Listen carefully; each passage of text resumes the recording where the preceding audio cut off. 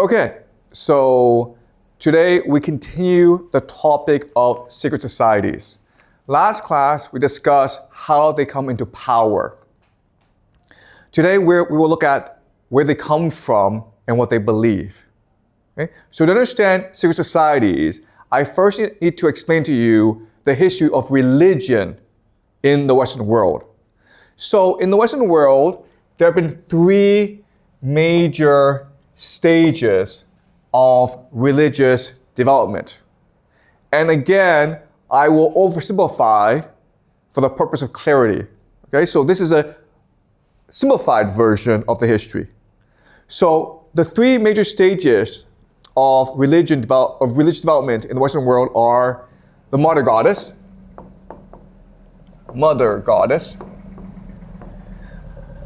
polytheism,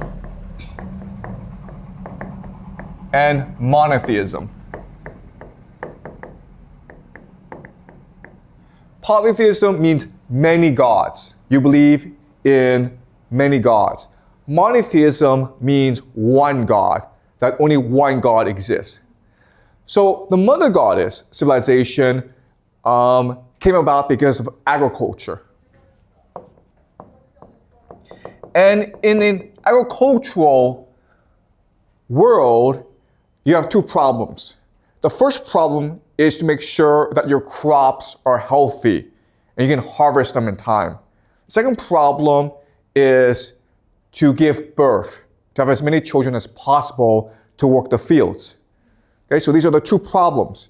And because of that, a religion developed in order to facilitate both, called the mother goddess civilization. So at the center of this religion is the womb. The woman's womb is considered a divine portal from the spirit world into our world. It's almost like a cave, right? In which the spirit world can come out and manifest itself in our world. So the center of this religion is the womb of the woman. And as such, the women are in control. What's really important is to understand that in this world, everything is interconnected, harmonized, balanced together. So the womb is the center of this world, but then you have the stars. Okay, the stars. And of course, this gives rise to astrology. Astrology is the study of the movement of the stars in order to understand its impact on our world. Okay? Then you have, of course, the crops, right? So in an ideal world, all three are aligned together. By studying the stars, you know when to best plant the crops and when to best have children. And in this world, again, it is the women who are in control. They have the high status in society because they believe that women are direct representatives of the mother goddess who rules the world.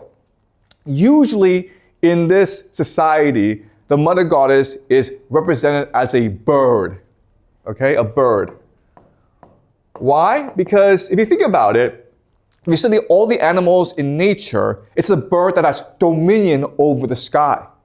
And if life comes from the sky, it makes sense that the mother goddess must be a bird of some sort.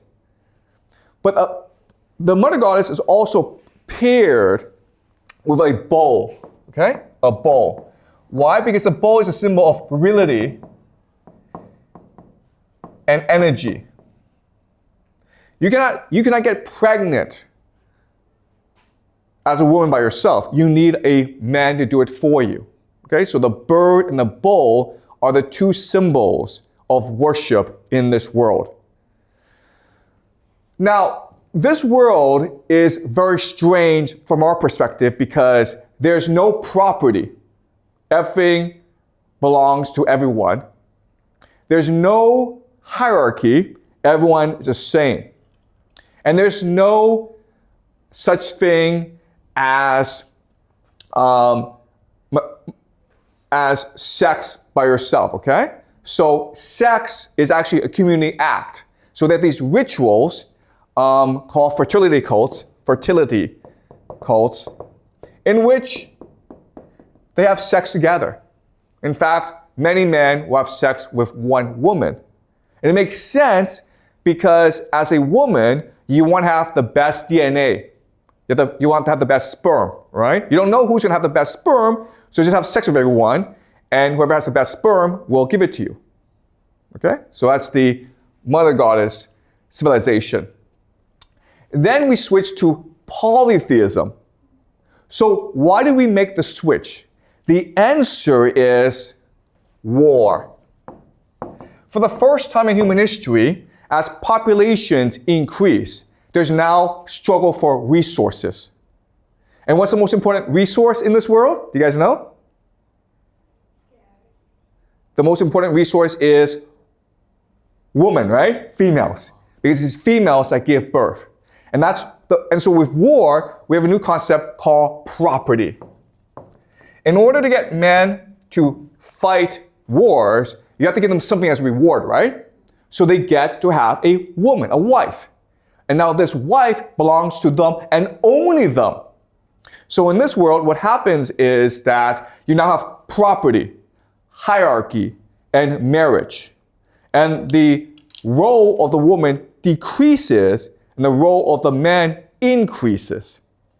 Okay? At the same time, what's happening is that these different societies, in order to fight wars, they have a god. Okay? And when they go to war, it's like the gods are going to war. And if you lose the war, what it means is that your god is inferior to their god. So now you have a hierarchy of gods. So to maintain peace, what happens is that if you lose the war, you admit that your god is weaker than their god, and you now must obey their god. Right? And this is what we call the pantheon. So remember, in the Greek pantheon, Zeus is at the top, and you have Apollo, Ares, Aphrodite, okay? Everyone else is a lower god. But before, they were separate gods. And in a series of wars, the people who believe Zeus is the best god won out against the other gods. And as a result, the other gods became Zeus's children. Yes? Do you have a question? Why does the men are fight for women, but women don't fight for men? Like the women don't fight for the men. So why? Okay, so the question is, why do men go to war and why don't women go to war? Okay, so that's a really good question, okay? So let me explain to you very slowly. So in this world, the women are in control, right? So women have all the status. But over time, as populations increase, you have young men who have no families. And these young men are discarded from the societies because of lack of resources. So these young men now have a problem. They need to find wives in order to survive. So these young men start to raid other societies in order to capture women. Okay, do you understand? So in this society, it's never young women who are discarded because they have value to their society. It's always young men who are discarded. And as a result, these young men become like wolves, okay? They become like a wolf pack who then go and pillage other villages. And that's how you start, and that's how you have the origin of war. Okay, does that make sense? Yeah. Okay, so now you have this pantheon of gods, okay, which leads to polytheism. Then we make the switch from polytheism to monotheism. Why? Because now you have a new idea called empire. Specifically, the Roman Empire, and they introduced a new religion called Christianity, which is the first monotheistic religion in the world. There's a lot of debate as to what was the first monotheistic religion. Some people say Zoroastrianism, some people say Judaism. I will show you in this class later on that actually the first religion that was monotheistic is Christianity, okay? So the difference between this society, which is a society based on war, is there's a lot of humans, but humans are still the most precious resource. Therefore, it is not in your best interest to kill everyone. But when you have an empire, like the Roman Empire, you don't have to worry about killing other people. In fact, you can go and destroy entire societies, which is what the Romans did. And you can now, as an empire, impose your reality, your God, on everyone else. And that's how you have monotheism. Does that make sense? All right? So, having explained that, what I want to show you now is how the worldview, our understanding of the world, changes over time. Okay? So, in the Mother Goddess civilization, there are two things about their world that's very different from our world, okay? So the first major difference, and this is really important for you guys to remember, is they understood that mind led to matter. Mind leads to matter. But in our world, we believe that it's matter that led to mind. Okay, do you understand? So in science class, you're taught we have a brain, then the brain, because of synaptic connections, creates the mind. Okay, so it's matter that leads to mind. Even though we're taught this, if you think about it, it actually doesn't make any sense. Because how does our small little brain, how is it able to do so much processing, which is the mind, right? How are we able to imagine? How are we able to dream? It's really confusing for us. And quite honestly, if you talk to the very best neuroscientists in the world, their response will always be, don't ask this question. Okay? It's never like we don't know. It's always like, don't ask this question. Okay? This question is forbidden to ask in neuroscience. But so throughout most of human history, we believe that it was mind that led to matter. That it's the mind that creates the brain in order to understand the world. Okay? That makes a lot more sense than matter leads to mind. Okay? Okay, so that's the first major difference. Throughout most of human history, most societies believe that it was the mind that creates the brain.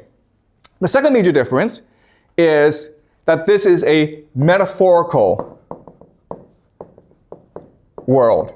In other words, they spoke using metaphors. They understood the world through metaphors. Today we live in a literal world. Okay, what's the difference? Well, the difference is this. Let's just say that you and I fight. Well, we would say that, okay, what happened was that I became angry, the emotion overwhelmed me, and then I hit him, then he got angry, then he hit me back. Okay, this is a literal interpretation. But back then, the metaphorical understanding was that anger is a god who seized me and who propelled me into the fight. And then anger unleashed the god of vengeance, who fought back by seizing the other person to fight me back, okay? So we believed for most of human history that we were controlled by forces outside our control. Now, today, you may believe that the literal world makes more sense. But if you think about it, from the perspective of human thought, okay? How do you understand the world? How do you interpret what goes on in the world? The metaphorical understanding is actually much more useful. And that's why, and I know this is hard for you guys to understand, back then, they were much more creative than we are today. Okay? And also, the things that they were able to do are beyond our imagination. So for example, we've never really figured out how the Egyptians created the pyramids. Okay? For our explanation is aliens did it. Because their mind is beyond our imagination.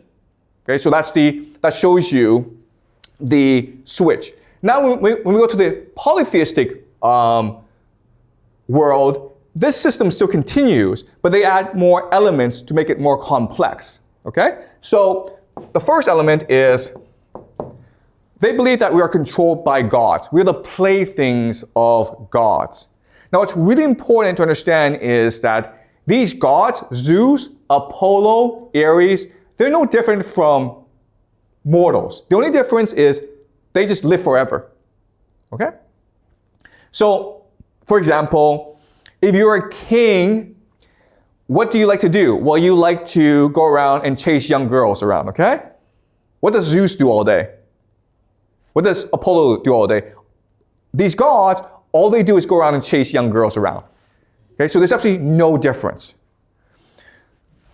Above the gods are the older gods, fortune, fate. So the belief was that even though these are gods, they're still controlled by forces beyond their understanding like fortune and fate. What mattered in this world was not to be good. What mattered in this world is to be lucky, okay? To be fortunate. Because that showed you that the gods favored you. And the last element, the most important element, is the unwritten and immutable laws of the universe. Okay? So a concept like justice. So think of gravity, how gravity gives structure to the universe, right? Well, back then they believed the same thing, where at the most fundamental level, there were concepts that existed like justice. And if you could have the favor of the gods, and you could be very lucky, but if you did things that were unjust, then eventually you'd be punished for it because you're breaking the structure of the universe. Okay? So this was the polytheistic worldview. Now, when you go to the monotheistic worldview, all this changes because now you have a new concept that never existed in human history before called one true God. And this changes everything, okay? Because before, as you can see, humans thought in a very complex, sophisticated, diverse, imaginative way about the world. But now, with the advent of Christianity, it's only one true God. And as such, you have three new concepts that become dominant in this world. These concepts have existed before, but now they're dominant. The first concept is the idea of truth. Okay? If there's one true God, then there must be one truth to the universe. And so when we move towards the truth, that is good, right? But when we move away from the truth, that is evil. So now you have a new concept called evil that didn't really exist before. Okay? You did good things because in this world, it was to your advantage. Now, in this world, if you defy God, that is evil. Okay? And now with truth and evil, you have a new concept called the individual.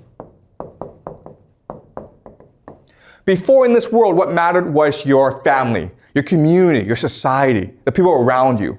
Now, with the advent of one true God, the community, the family doesn't matter. What matters is your loyalty, your faith in the one true God. So you can actually step outside your community and just do what you believe is right, as long as you have faith in the one true God.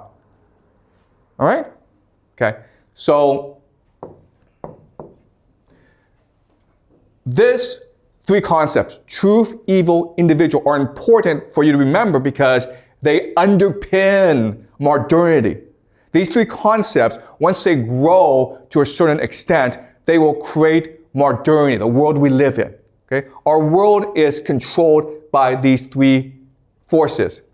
Now, what's important for us to understand is these three concepts are beyond the human intuition.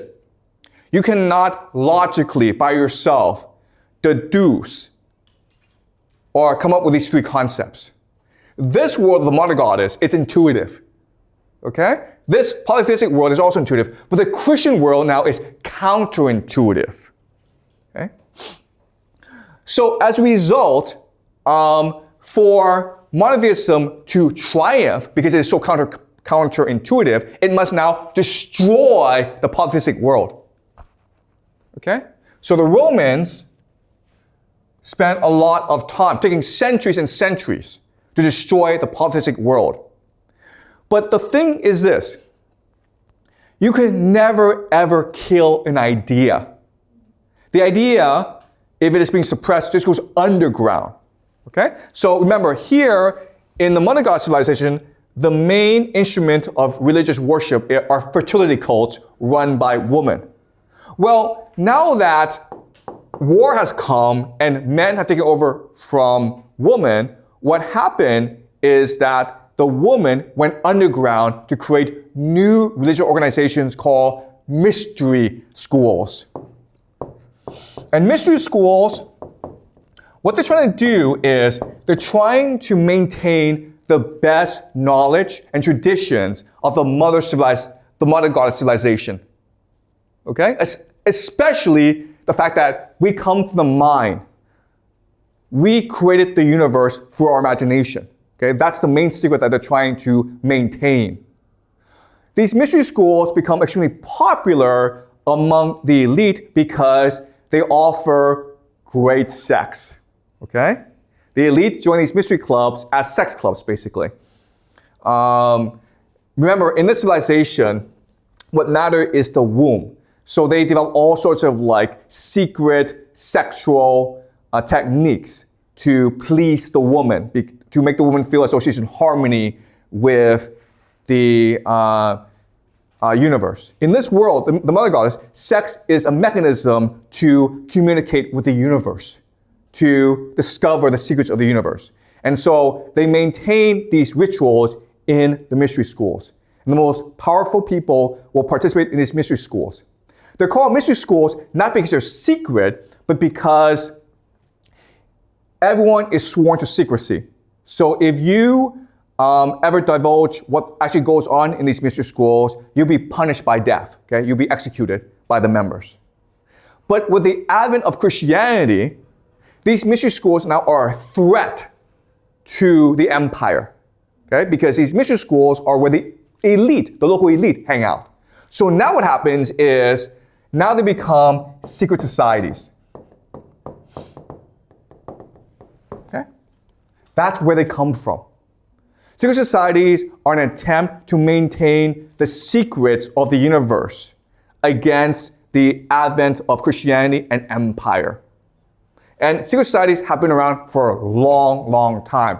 You may have heard of certain secret societies like the Knights Templars, Rosicrucians, the Illuminati, the Freemasons, okay? They're all very powerful. They're still around. Yes, I understand that. But what I'm saying is there are a lot more secret societies that we do not know about and who've been around for much longer, okay? But they're all trying to maintain the secret of the universe, which is that mind leads to matter. That's the great secret of the universe. And this is something that we've always believed and always known, but with the advent of Christianity, this has become suppressed over time. All right? So any questions before I move on? Okay. So now what I will do is I'm going to explain to you Christianity. And I'll explain to you what these secret societies believe, okay? I've already explained to you where they come from, but now what I will do is explain to you what they actually believe about the universe.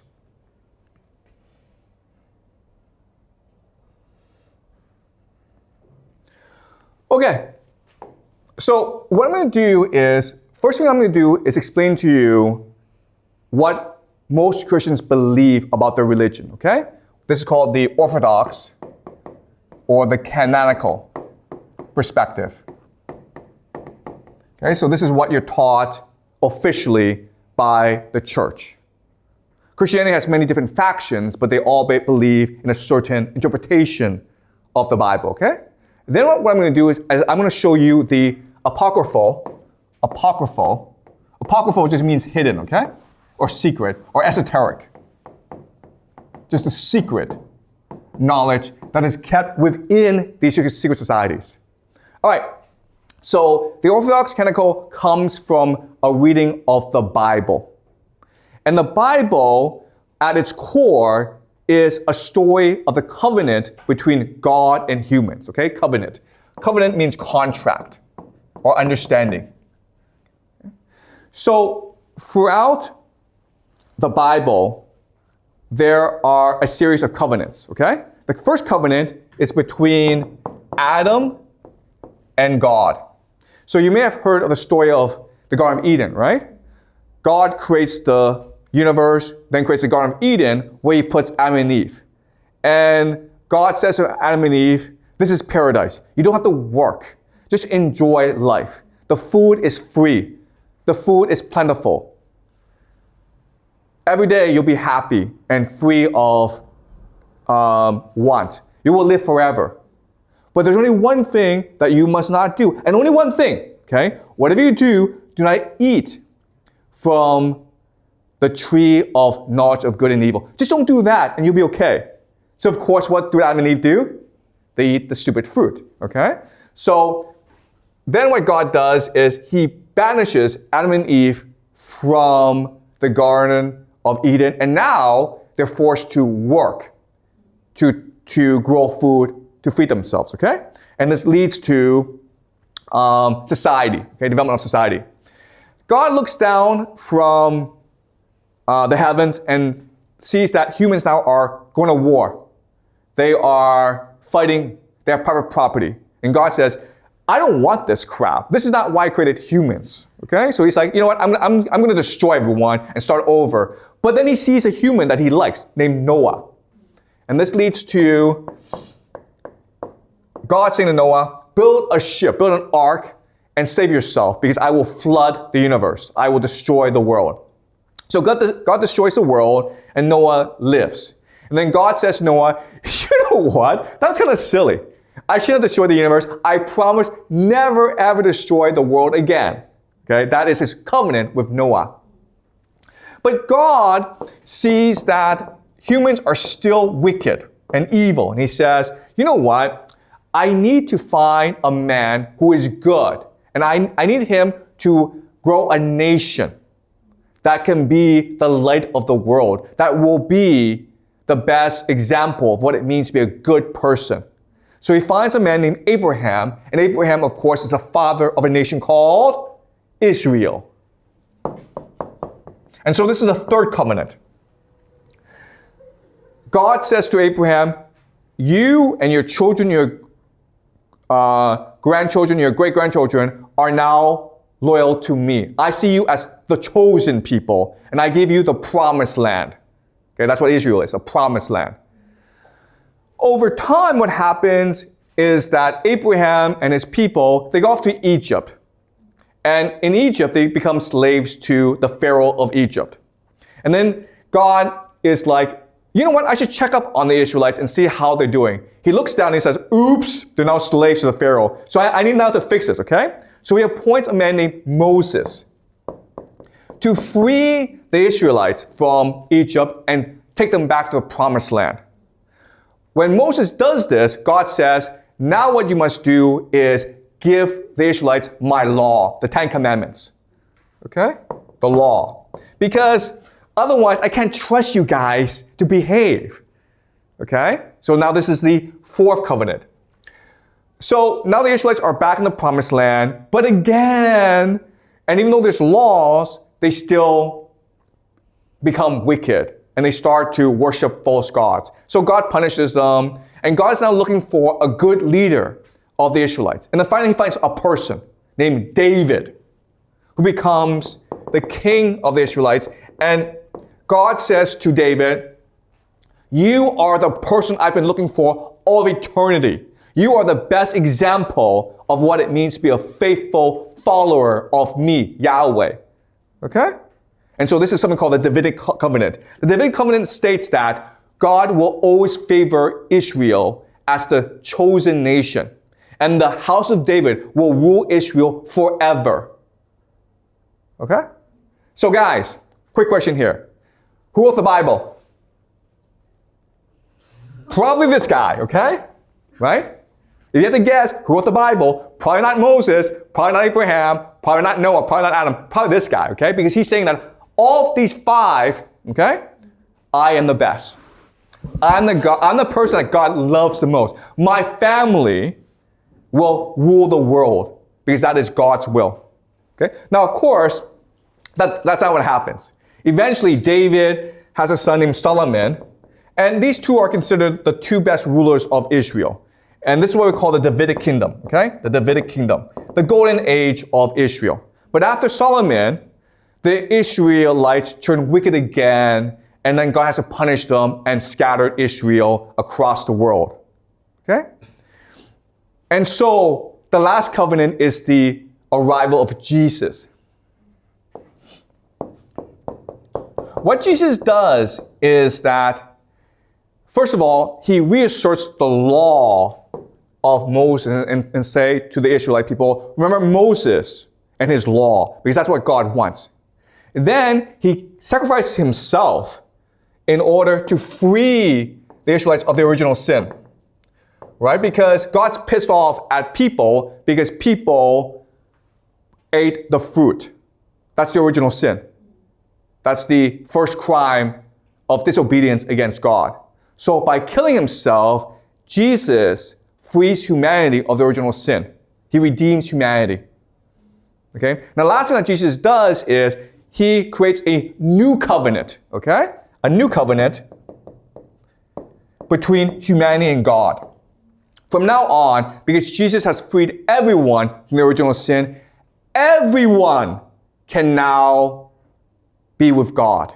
You don't have to be Israelite. You don't have to follow the Mosaic law. You don't even have to come from the family of David. Anyone and everyone can now love God, and God will love that person back, okay? And this, of course, starts Christianity. All right, so this, guys, is called Judaism, what the Jews believe. Okay? And this is, all 6 is what Christians believe, Christianity. Right? The first 5 covenants are what Jews believe to be true. But they do believe that eventually someone will return to restore the kingdom of David, okay? But not Jesus. Not Jesus. The Christians believe that Jesus is the final prophet. Okay? In fact, Jesus is God himself. That's why it's called Christianity. Because they believe in Jesus Christ. So this is the entire history of Judaism and Christianity. What they believe, officially. Any questions before I move on? Okay, so now as you can understand, if you are a true Christian or you're a true Jew, there are actually lots of issues with this understanding. Okay? The first issue is, why did God have to kick us out of the Garden of Eden? I mean, was eating of fruit so bad as to banish us from paradise? Like, what was wrong with eating that fruit? Okay, that's a great mystery in the religion. Why did the original sin happen? And why was God so angry? Second problem is Noah. I mean, like, God destroyed the world because we were wicked. But after he destroyed the world, we were still wicked. So why did God have to destroy the world in the first place? If he's God, then should he understand how humans are? Wouldn't he understand that destroying the world would just, it doesn't really do anything, okay? So that's kind of strange. The last problem is Jesus. Who was Jesus? And why did he have to kill himself? Why did God have to send his only son to die for humanity? Okay, so if you're new to Christianity, the very idea of Jesus actually doesn't make much sense to you. I grew up in the West. I grew up in a Christian world, and it never made sense to me, okay? People told me about how great Jesus was, like, okay, the story doesn't make any sense. So if you're a really smart person, there are lots of questions about this interpretation of the Bible, and these are the 3 major ones. Okay? So now what I will do now is I'll explain to you what the esoteric, what secret societies believe really happened. Okay? So I want to start with Noah. Why did God destroy the world? The reason why God destroyed the world is not because of humans, but because of something else. These people are called the Nephilim. Okay, also, by the way, if you guys are interested in learning more, there are 2 books that are not part of the Bible, but which will give you insight into the esoteric knowledge, okay? The first is called the Book of Enoch. Book of Enoch. The second is called the Gospel of Thomas. Okay? All right. So I am using these two books as sources for my explanation, okay? So the Nephilim are children of angels and women.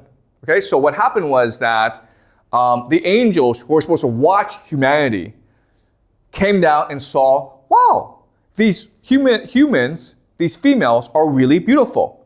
So what do? Well, they have sex with them, right? And then what happens? They have lots and lots of children. And what do these children do? These children enslave humanity. These people are called Nephilim, okay? So if you want to understand what happened, let's do a thought experiment. Let's just say that there's this group of superhumans called the Avengers. You know, Spider-Man, Iron Man, Captain America, Thor, okay? And they fight Thanos and they save the world. And now what do? Well, they're bored, so they start to have lots and lots of sex. They have lots and lots of children. And these children now are like demigods, right? So what do? Well, they enslave humanity. But then what do? Well, they start fighting amongst themselves. Okay? So that's basically what happened. So God had to destroy the Nephilim because they are not natural. Angels and humans are not supposed to have sex with each other. And this creates a new power called the Nephilim. The problem, though, is the Nephilim are divine, and therefore they cannot be killed. So you can get rid of their mortal bodies, but now they become demons who live underground and are in the shadows. And guess what, guys? They're still here today. So these secret societies, they believe the Nephilim are real, and they still control the world. The richest people in the world are actually Nephilim. Okay? Because they've been around for thousands of years, and therefore they're able to control the development of humanity. Okay, so they're called the Nephilim. So that's easy to understand. But now the question then is, wait a minute, why did Adam eat that fruit, and why did Jesus have to kill himself? Well, now it gets really complicated, okay? So now I need to explain to you what the secret societies believe, okay? Remember, they believe that mind leads to matter. What does that mean? Okay, let me explain what this means. Mind leads to matter. In the beginning, the true God is called the monad, okay, the one. So just think of this as the core of the universe, the sun, the divine sun.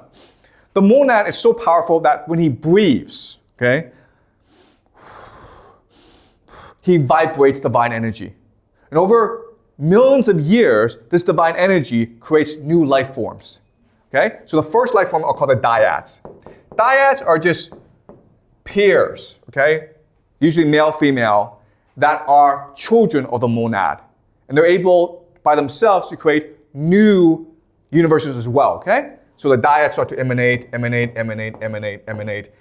okay? So the entire universe is vibration. It's vibrational energy. It's the breathing of these cosmic beings, okay? And over time, over millions of years, these vibrations become atoms, which then leads to matter, okay? That's what they mean by mind leads to matter. Now, one of these dyads, named Sophia, decides, you know what? I can be just as good as the monad. What does the monad do? The monad is able to propagate by itself, by himself. He doesn't need to mate. So Sophia says, you know what? I'm going to produce something by myself. I'm going to have a child by myself to prove I am the monad, okay? So she does this, and she creates a new being, okay? A new being. This is called the demiurge. There are different names. We'll call them the demiurge. The demiurge is a monster, a monstrosity, because it goes against the natural order. So then Sophia is like, oops, I shouldn't have done that. So what does she do? She abandons the monstrosity. She throws him away and hides him in a sea of clouds. So no one knows he actually exists. Okay? Even the demiurge doesn't know he exists. The demiurge does not know about this world, right? Therefore, he believes that he must be the one true God, capable of creating new life. So what does he create? Us. Okay? He creates the planet Earth. And then he creates Adam and Eve. Okay? That's what a monster would do, okay? Look at this history. What kind of God would kick someone out of paradise for eating a fruit? A monster would do it, right? What kind of God would kill a people for no particular reason? A monster would do that. Okay? What kind of God would demand that a people be loyal to that person? A monster. What kind of God would enforce his will on a people? A monster. What kind of God would say to someone, you're the only person I like, everyone else I hate? A monster would do that. Okay? So, in other words, the true secret that these secret societies are trying to keep is the God we worship today is the false God. And we are actually in a prison created by this false God. And that's who Jesus was. Jesus was a cosmic being sent by the monad to tell us the truth about the world. And that's why he died, because the Roman Empire could not allow people to see the truth. If I told you the truth, you would know it right away. You would wake up. Therefore, the truth tellers must be killed. Okay? So that's what these secret societies believe. They believe that the monad exists, and the mind of the monad is what creates the universe. And Jesus was sent to remind us that even though we're in a prison, there's still the monad in you. There's a spark in you, a divine light in you that you can activate. And if you activate it, then you will return to the monad. You will see the truth for yourself. And when you die, your soul, which is part of the monad, will want to return to the monad and can escape this world. But to activate this light, you must be a good person. You must love one another. You must reject money and materialism. And grades, okay? Grades in school. You must reject competition. You must reject material wealth in order to pursue spiritual happiness. Okay? That was the message of Jesus. Now you can imagine that the powers that be, the Nephilim, were not like this, okay? It's a direct threat to Nephilim, who now control the prison created by the demiurge. It's also a direct threat to the demiurge. And that's why these secret societies have been, over the centuries, been repressed, been executed, okay, been massacred. But they believe that it is their duty to protect this secret, because only by protecting the secret can humanity be ultimately saved. Right? Does that make sense? Okay. Any questions? Right? So you have the official version, which is what you're taught in school, but now you have the secret version that is only taught in secret societies. The other thing about secret societies that's really important is they believe that most of us cannot accept the truth. If I told you this, you think I'm crazy and report me to the police. Okay? Therefore, they can only wait for people to wake up by themselves and approach them. And if you approach them, then they will test you, and then they will reveal the secret of the universe to you. Okay? And that's why these secret societies were founded, and that's why they've been so persistent and so successful over the centuries. Right? So now the question is, okay, this is a great theory, but how do we know it's true or not? How do we know that this is actually what they really thought? Well, we know because in poetry, in literature, the members of the secret societies have embedded the secret within the poetry. So if you're able to analyze the poetry properly, you will see for yourself that this is true. Okay? So what we're going to do is we will study today the greatest poem in the English language called Paradise Lost by John Milton, who actually was a member of these secret societies. Okay?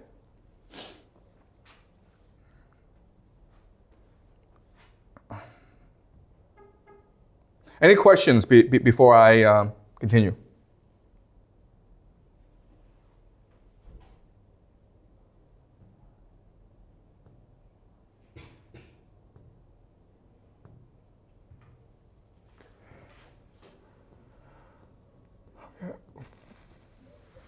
Okay, we're going to read Paradise Lost, okay?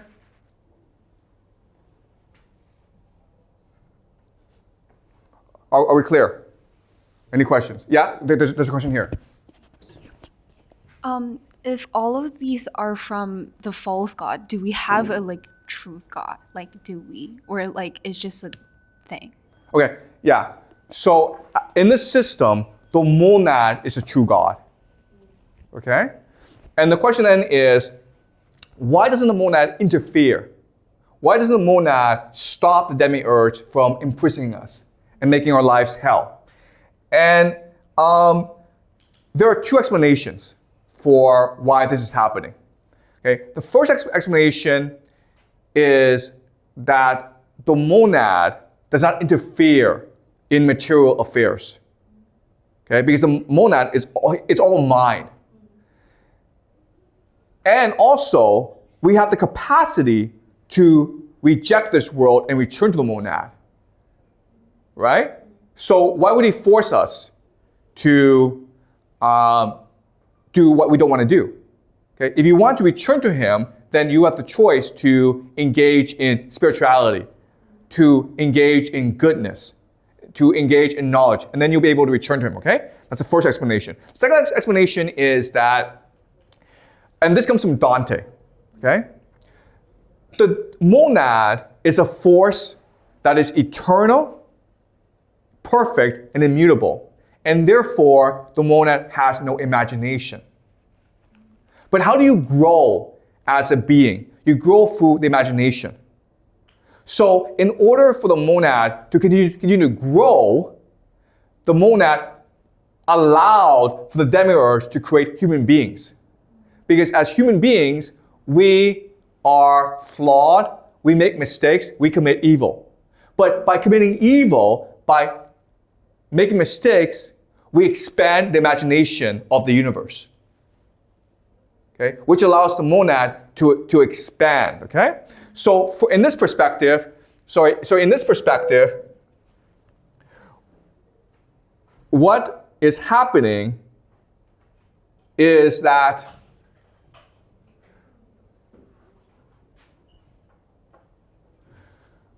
each time we imagine, we return to the monad.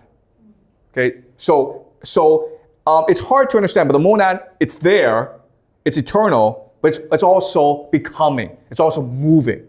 And so when we imagine things, when we commit mistakes, but at the same time, when we recognize these mistakes and try to adjust for these mistakes, we expand the imagination of the monad. And that's why these secret societies believe that evil and good exist together. You can only be good if you do evil.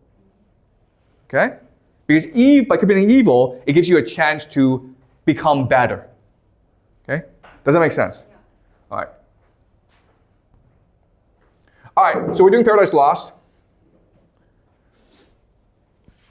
All right. This is the national epic of the British Empire. If you are a member of the British Empire, which rules the world today, the Anglo-American Empire, it rules the world today. If you are an elite member of the British Empire, you memorize this poem, okay? And it becomes part of your soul, basically. And it's beautiful, okay? So this was written by a man named John Milton. And John Milton, he was a rebel. He was a free thinker. He questioned the world. He fought for himself. And he was a passionate advocate of free speech. He was a man who wrote Paradise Lost. And he wrote it when he was blind. He could not see. Therefore, he had to speak it out, and his secretaries had to write it down for him. And as you can see, well, if a blind man is able to recite poetry, you must think he is a prophet. He's a messenger of God. What he is revealing to you is divine truth. Okay? All right? So, John Milton, and his most famous work is called Paradise Lost. And Paradise Lost is the foundational text of many secret societies. They read this, they discuss this, they worship this text. And within this text lies the secrets of the universe. Okay? But only, okay, this is really hard, but only if you understand the secrets yourself can you see the secrets embedded in Paradise Lost. Okay? All right, so what we're going to do is we will read 2 speeches by Satan. The plot of Paradise Lost is really, really simple. It's trying to reimagine the fall of man. Remember, Adam and Eve are in the Garden of Eden. Then they eat that fruit and God banishes them. Okay? So Milton is trying to tell the story again. And he imagines a serpent who tricks Eve into eating the fruit as Satan himself. And Satan was God's favorite angel. They had a falling out. Satan rebelled against God. God won the war, and Satan and the devils are now banished to hell. And Paradise Lost begins with the devils discussing what to do. They've lost this war against God. They will never ever defeat God. Now they're stuck in hell. So now what do? Some propose that, you know what, let's just create an empire. Okay, some are like, you know what, let's just sit back and enjoy life. Okay, but Satan is determined to seek vengeance against God. And so what he wants to do is go to the Garden of Eden and corrupt Adam and Eve and destroy humanity forever. Okay, so they all agree this is a great plan, but another question then is, who's going to go? Because it's dangerous, right? Because you're escaping hell, there are angels guarding hell. But even if you leave hell, you go into the abyss. You go into space, right? And you don't even know where Earth is. You get lost for all of eternity. So no one wants to go. So at this time, when no one wants to go, Satan steps up and says, I will go. Okay, and this is his speech. O progeny of heaven, imperial thrones, with reason have deep silence and demur seized us, though undismayed. Okay, I know you guys are scared. All right? Long is the way and hard that out of hell leads up to light. Our prison strong, this huge convex of fire, outrageous to devour, immerse us round ninefold, and gates of burning adamant barred over us prohibit all egress. This prison is designed to keep us here for all of eternity. It will be hard to escape this prison. These pass, if any pass, the void profound of unessential night receives him next. Wide gaping and with utter loss of being threatens him, plunged in that abortive gulf. If thence he escape into whatever world or unknown region, what remains him less than unknown endangers and as hard escape. Okay, if you can leave hell, you're still up in the abyss of the universe, right? You're going to be floating there for all of eternity. You don't know where you're going. But I should ill become this throne, O peers, and this imperial sovereignty, adorned with splendor, armed with power, if aught proposed and just of public moment, in the shape of difficulty or danger, could deter me from attempting. Wherefore do I assume these royalties and not refuse to reign, refusing to accept as great a share of hazard as of honor, do alike to him who reigns, and so much to him do of hazard more as he above the rest. Okay, so what he's saying here is really simple. I'm your leader, and therefore I must go. You have trusted me to lead you for all eternity, and therefore I will risk my entire life to prove my worth. High honor sits. Go therefore, mighty powers, terror of heaven, though fallen, intent at home, while here shall be our home, what best may ease the present misery, and render hell more tolerable. If there be cure or charm to respite or deceive or slack the pain of this ill mansion, intermit no watch against a wakeful foe, while I abroad through all the coasts of dark destruction seek deliverance for us all. This enterprise none shall partake with me. I am your leader. I will go by myself. You guys can just sit here and like sip, have some drinks, watch some TV, enjoy yourself. I don't care, okay? I'm your leader. I will go by myself to redeem us, to deliver us from our torment, okay? So as you can see, this is heroic. He is the grand hero. A couple of things I will say about this speech is, number one, what he's describing, and secular studies believe this, is he's describing his ascent from hell as almost our souls leaving our bodies to the heavens. Okay? And some secret societies believe that when you die, the first person you meet is Satan. Because it is Satan who knows how to take you from this world, the prison world, to the light. Because he's done this. Okay? So Satan is a very important part of our journey back to the monad. Also, if you study this poetry very closely, you study the imagery, what he's describing almost is a baby leaving the womb, right? Because the baby is in the womb, a prison, and then the baby escapes. So secret societies believe that life and death are the same thing. To be born, you must die. And when you die, you are born again. Okay? All right. The other thing is that these secret societies will use the speech as an initiation ceremony for members. When you join a secret society, you must by yourself choose to fight for all of humanity by yourself. You must be the hero. Okay? You must know when you join a secret society, people will hunt you. People want to kill you for speaking the truth. Do you dare to go on this journey? Okay? So that's the first speech. The second speech is much more important. This is a speech where Satan, the serpent, convinces Eve to eat the fruit. Okay? And this speech is very powerful. Okay? So I'm going to read it really fast and then explain to you what it means.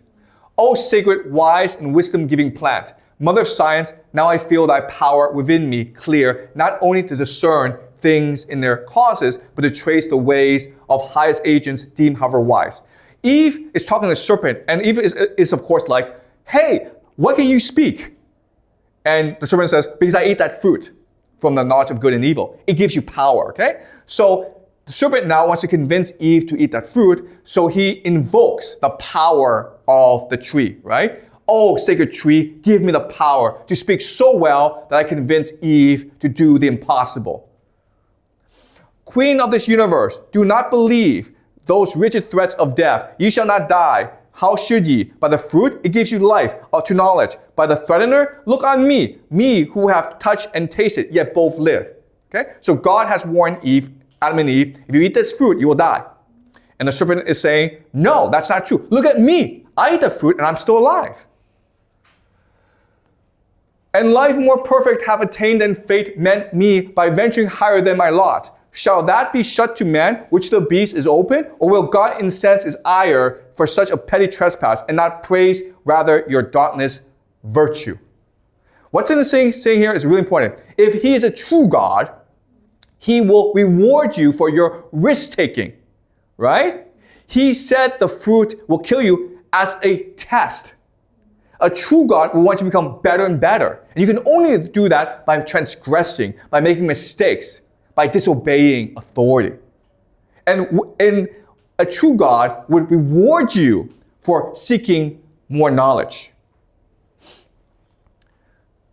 Whom the pain of death denounce, whatever thing death be, deter not from achieving what might lead to happier life. Knowledge of good and evil, of good, how just, of evil. If what is evil be real, why not known, since easier shunned?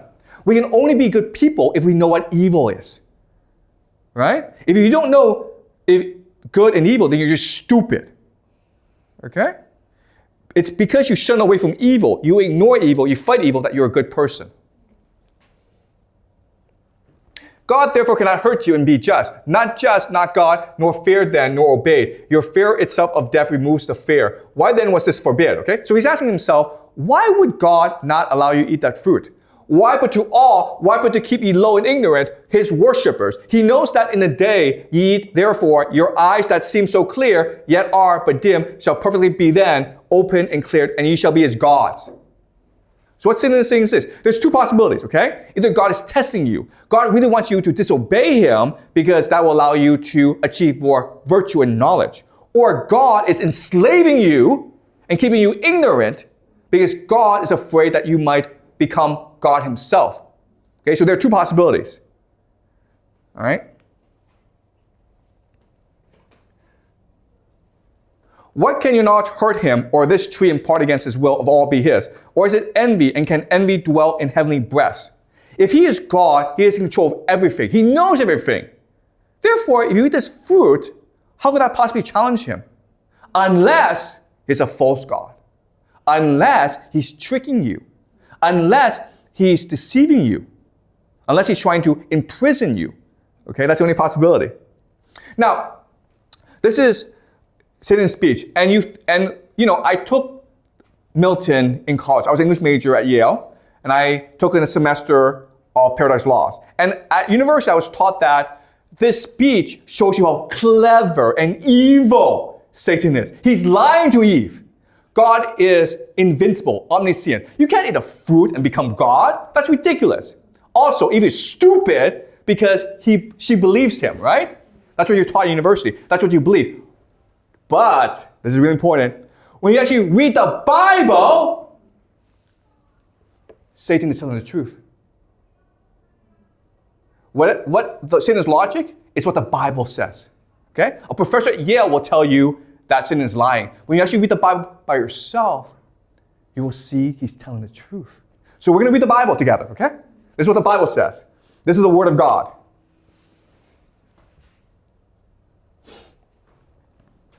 All right, so this is Genesis. Now the serpent was more crafty than any other wild animal that the Lord God had made. He said to the woman, did God say, you shall not eat from any tree in the garden? Okay? So in the Bible, this is actually not Satan. It's just a serpent.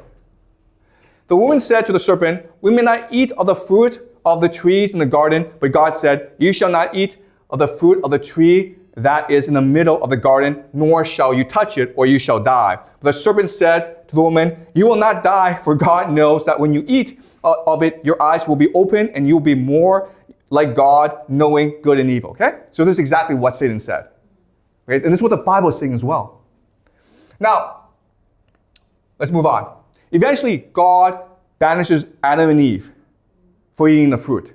And you believe that they were banished because they disobeyed God. But if you actually read the Bible, that's not what it says. For disobeying God, God punishes both Adam and Eve. Eve now, when she gives birth, will suffer pain, right? And Adam will now have to work hard to grow food. That's a punishment. The banishment is not the punishment. So another question then is, why were they banished? Again, let's read the Bible, okay? So the woman saw that the tree was good for food, and that was a delight to the eyes, and that the tree was to be desired to make one wise. She took of its fruit and ate. And she was also gave some to her husband who was with her, and she ate. Then the eyes of both were opened. Okay? So Satan is telling the truth. You will not die. You will learn. You will become higher. Okay? Satan was telling the truth. All right? So why did God kick Adam and Eve out? And the Lord God said, see, the man has become like one of us, knowing good and evil, and now he might reach out his hand and take also from the tree of life and eat and live forever. This is why. There are two trees. The tree of knowledge, which allows you to have the mind of God, and the tree of life, which allows you to live as long as God. What God is saying is this. If Adam and Eve ate that fruit from the knowledge of good and evil, and then they eat also a fruit from the tree of life, they will be like us. Satan was telling the truth, and God was lying to Adam and Eve all along. Okay? So now the question then is, how did Eve know that Satan was telling the truth? How did she know? How? Well, the problem is if you try it once and you're wrong, you die, right? So how did she know? She was certain that Satan was telling the truth. She was certain. Yes, he must be telling the truth. Why? The light in us, you understand? The true God. The true God still speaks to us today, right? The false God will lie to us, but inside you, in your heart, is the light that connects you back to the monad. And that tells you what is false, what is true. Okay, that's how she knew.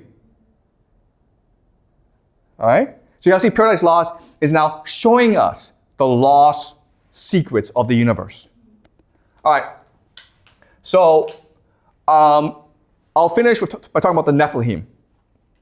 In the Bible, it says that The Nephilim are the children from angels and women, okay? So when people began to multiply on the face of the ground and daughters were born to them, the sons of God saw that they were fair, and they took wives for themselves of all that they chose. Then the Lord said, my spirit shall not abide in mortals forever, for they are flesh. Their days shall be 120 years, okay? So now God sees Nephilim as a threat as well. The Nephilim were on the earth in those days, and also afterward, when the sons of God went into the daughters of humans who bore children to them. These were the heroes that were of old, warriors of renown, okay?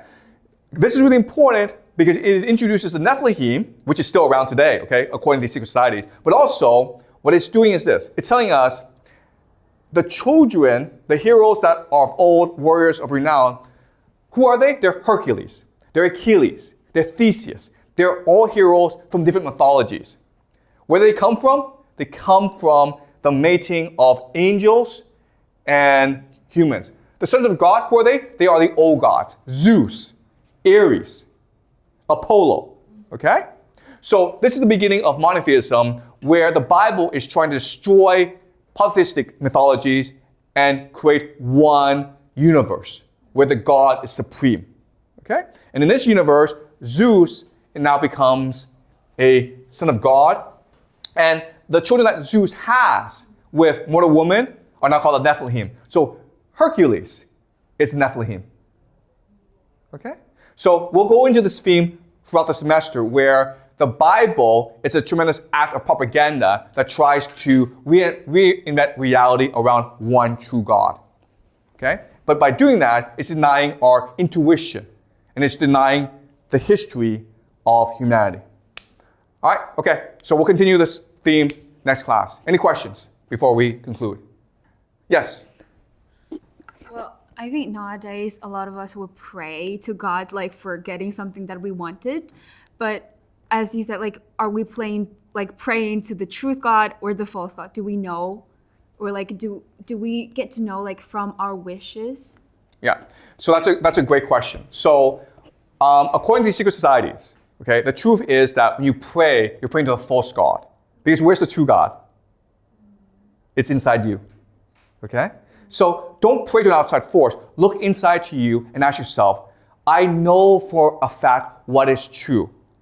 If I believe in myself enough, then I will find the truth, okay? And actually, that's a theme throughout Western poetry and literature. The theme is that we will always be in conflict between the devil and God, between good and evil. And what we must do is not say, like, I must surrender to God. What we must do is believe in ourselves. Make mistakes, but know that you will eventually find a light, because the light is in you, okay? As long as you still believe in yourself, all these mistakes you make will become your strength, because they become part of your wisdom, okay? That's the divine truth that these secret societies are trying to promote.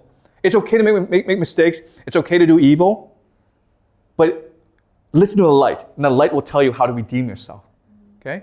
The possibility for redemption, for growth, for imagination is all in us because of our connection to the monad. And the monad will reward you for believing in yourself. But you must first believe in yourself. And believing in yourself means often defying authority, making mistakes, transgressing against the rules of society. Okay? And that's the ultimate secret that these secret societies are trying to keep. All right, any more questions? That was a really good question, thank you.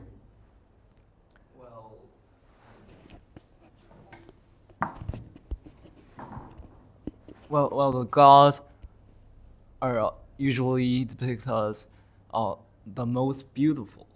Then why gods like Zeus they will come to human society and give birth with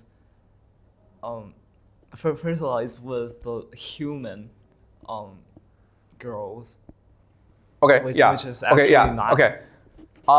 So the question then is, why are the angels doing this? Okay, there are two explanations. Okay, so the first explanation is these angels are created by the false god, right? So they're wicked anyway. Okay. The second explanation is that if you're like a hot looking woman and you see an angel, I don't know, man. You're probably gonna want to marry that person. Okay, all right, anyway, if you're interested in learning more, there's a book called the Book of Enoch, which goes into detail about the Nephilim, okay? But the Nephilim are a really important topic throughout the semester because a lot of secret societies believe in the Nephilim, and that's going to motivate them before, okay? Now, what I've discussed today is how the secret societies were born.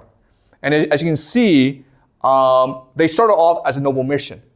But then the question then is like, how did they become corrupted over time? Well, this is something I will discuss later on, okay? All right, so I'll see you guys next class.